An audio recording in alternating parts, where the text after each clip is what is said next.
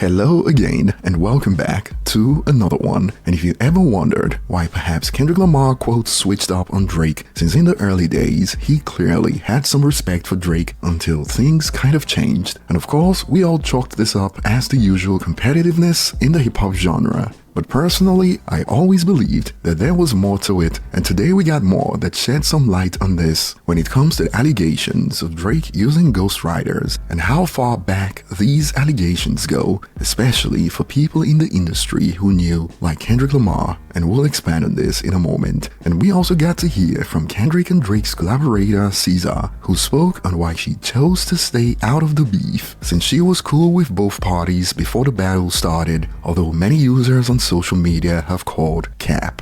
And today we also have one that has surfaced that showed MGK planned on dissing Eminem again, and we found out about this thanks to an unreleased track that has now surfaced on social media. And boy, the reactions have been quite entertaining to say the least. More on this in a moment. And if you were with us for our last video, you remember that Eminem just set another hip-hop record with Love the Way You Lie when it hit 2 billion streams on Spotify. That made Eminem the first hip-hop artist to have 6 songs cross the 2 billion milestone. And apart from the fact that Godzilla is already moving to make this 7 songs, 6-7, currently at 1.8 billion streams, apparently Eminem is also the only rapper to achieve this with songs from 2 different decades, songs from the 2000s and songs from the 2010s. And since Godzilla is up next, he's about to extend this to songs from 3 different decades in the next few months. And this latest milestone, 6 songs over 2 billion streams, continues to spark reactions like, imagine being cancelled 10 times and still pulling billions. Man's the final boss of rap. And you don't often see stories like this on X. It is usually the opposite, a quote, former fan who gets bullied to conform to modern narratives. 2014, I wasn't a fan. I would hear a lot of people praise him and I didn't get it. Then I committed myself to listening to his stuff and I was addicted. I listen to him daily. I think if you don't get it, you just haven't taken the time to explore the catalog and mind of this MFer. And truth be told, it is not like music fans must like his music. The issue has always been the objectively false narratives that even people in the hip-hop media space chose to peddle for years, like no one listens to Eminem in quote insert year, or his music aged like milk, when all the evidence suggests otherwise. And moving on, we got to find out more about why Kendrick Lamar lost respect for Drake compared to how it was in the early days, when you could even find clips of Kendrick speaking highly of Drake. Shout out to Drake, he reached out. How did that happen? I sat down with Drake in Toronto a while back when I did my first show out there. He called me up and we had a few drinks, and he always said he was appreciative of my music. I've always been a fan of his music, and just been chopping it up since, man. And hit me up one day and said, you know what, handpicked, man, I want you to be on this tour. And it's a lot of artists out there, man, that could have been on that tour we're doing. For him to just, sit there and respect my music, get the same mutual respect, and that's a blessing within itself. So shout out to Tristan. And this was thanks to a recent reveal from Glasses Malone on the Bigger Picture podcast, where he revealed that Kendrick caught on to the tricks behind the scenes when it comes to Drake way before the general public, way before he did. Check out a snippet. Of when people actually knew Drake had any writers. We kind of didn't say it for sure last time, but at that time, were there rumblings that you knew of within the Cash Money crew that you knew he had people working with him, or it wasn't till later that you had heard those rumors? The first person that brought it to my attention, and I don't know if this right to snitch on him, is Dot. Dot is the first person that brought it to my attention. But I'll be honest, when he first came, it was always, we knew it was a pop approach from a pop artist. He was introduced kind of as this Nickelodeon kind of kid to people at the label. And, talking to him, he was a well-mannered dude. But when they pressed play, you could just tell he was like a savant when it came to making records. Like, it was just nice. Yeah. So now that I understand what's happening, like, that would make sense. You know what I mean? Especially a lot earlier than we think. You know what I mean? Was that 2011? Yeah, I'm thinking it's around then. But I don't think we would have had rumbles about it because we kind of always knew that he was a pop artist. You know what I mean? Like, not like he's a rapper, but he was a pop artist. His approach was an assembly line of how he made music that fit. Like, and he had a bunch of, you know, he had a great team. 40 was fantastic. Boy, he won the T-minus. Them dudes were like fantastic. He walked in with this team. Like, he had a plan and he executed, and his plan worked. But you knew that. Do you think Kendrick, when he said that to you, was he disappointed? Like, was Kendrick disappointed? Oh, hell yeah. Hell yeah. I called the nigga a liar.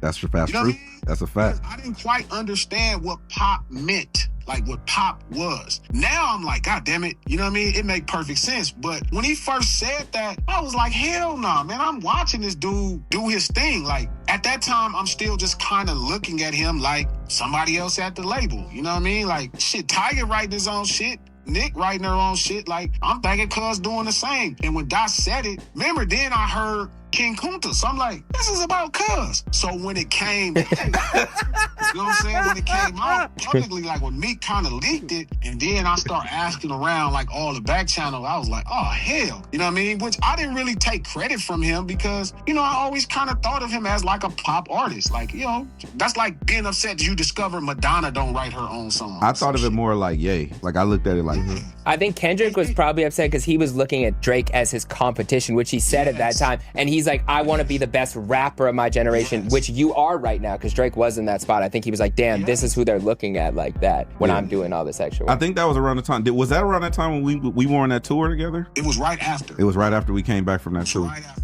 Now, in hindsight, it all makes sense. You know what I mean? His approach is very much like Michael Jackson. He just got multiple Rod Tempertons. You know what I mean? And while on one end, some have expanded, not new, but nice to have confirmed again. For over a decade, multiple sources have validated that Drake doesn't write all his raps. It is what it is. But I can imagine how low-key disappointed Kendrick was at Drake in 2011 because he was new to the mainstream industry. And it is not like Drake is the first rapper to use ghostwriters, but perhaps Kendrick Lamar started to get disgusted by the fact that he started to refer to himself as some top-tier rapper slash MC, perhaps even the GOAT, knowing fully well he didn't write all of his raps, and that's where the issues set in. However, on the other end, in Drake's corner, some have expanded on how no ghostwriters have come forward. I feel like Drake has always had ghostwriters, but to a small extent, and dudes heard about it and been gassing it ever since and letting the fans do all the speculating, because it is no way not a single ghostwriter has been exposed officially.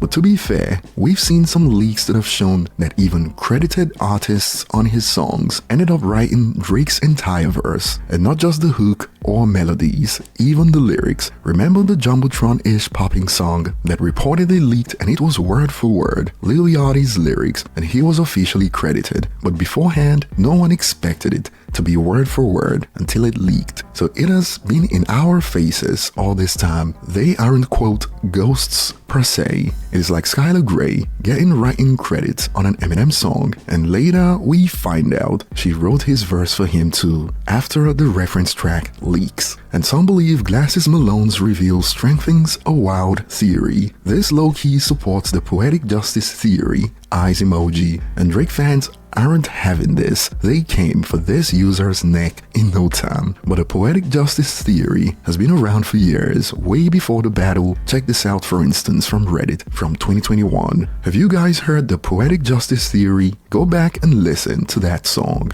Kendrick and Drake are both speaking to a, quote, woman whom I assume it to be a representation of hip-hop. Quote, I could never right my wrongs unless I write them down for real. Kendrick raps at the end of his first verse, and then Drake repeats it at the end of his. I believe Kendrick wrote Drake's verse and got him to diss himself about not having poetic justice in writing his own material. Drake's flow on the song and the writing is so not him, it is Kendrick's flow and cadence. What y'all think? Now this theory have been tossed out for the most part, but what are your thoughts? And now we got Caesar out here speaking on why she, quote, stayed out of Drake versus Kendrick Lamar from a latest GQ interview. It was something between two grown bum men, so why would I insert myself between something between two grown bum men? You know, I feel like that's how everybody felt, with the exception of people who didn't feel that way. Holy word salad. And she continued, I didn't really have any stake per se. Obviously I love Kendrick, I'm signed to TDE, that's my family, and obviously I've known Drake for so long, and we have a beautiful rapport, and obviously it is always unfortunate when the unfortunate occurs. Talk about the final boss of word salad, although she's getting dragged for lying, which is no surprises here, especially when it comes to Caesar, who reportedly has a reputation for being a seasoned liar, according to social media users, hence takes like, mind you, this line bomb BBL bandit DM'd Mal unprovoked to tell him she was hurt because he said he wasn't gonna watch the Super Bowl since Kendrick is performing, and basically said she was loyal to TDE. Not to mention her going to the pop out saying Not Like Us is an amazing record, going on tour with Kendrick, unfollowing Drake. But yeah, this dumb bomb word salad definitely makes sense. Thumbs up emoji.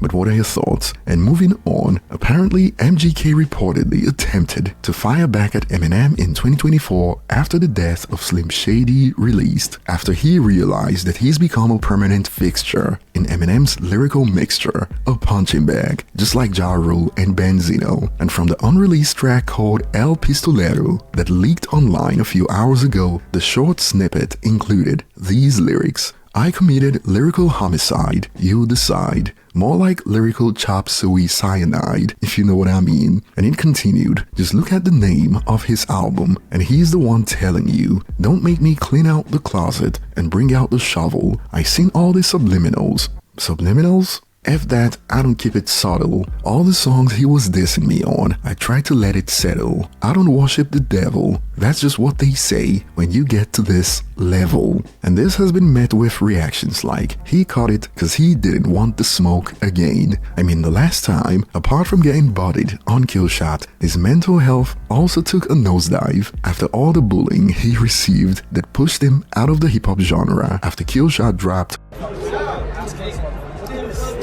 Oh my god! and more. Those bars are weak. LOL, he made the wise decision in not putting those lyrics in the final version. And since he was out here talking about subliminals for lyrics that have been clear as day, some are wondering what he's on about. The thing is, Eminem's not even subliminally dissing him like that. It is more like a player trash talking someone they still just don't like after winning the big game. I mean, it is common knowledge, if you get bodied, the body shots never stop. Like Ja Rule's been getting it, Benzino gets it from time to time, even Cannabis and MGK joined this list in 2018. This is how it goes, and MGK as a stan has gotta know this, even from Bagpipes from Baghdad. You can be a permanent fixture in my lyrical mixture. No way MGK didn't know this before he dropped Rap Devil. All those years when he was still taking trips to Detroit to visit St. Andrew's Hall to get Eminem's attention. But that will be all for today, and I'll be looking forward to your thoughts in the comment section. Thanks for watching, and I will see you on the next one.